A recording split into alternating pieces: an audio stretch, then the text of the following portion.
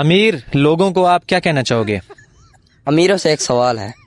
अच्छा, क्या सवाल है?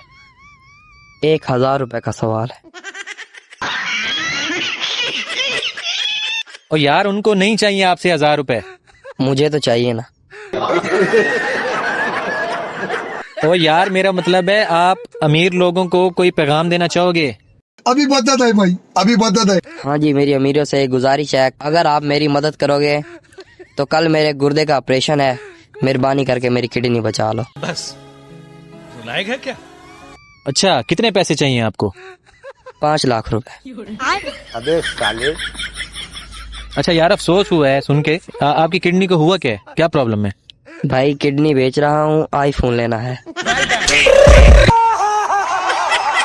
अगर मुझे 5 लाख मिल जाएंगे तो मेरी किडनी बच जाएगी।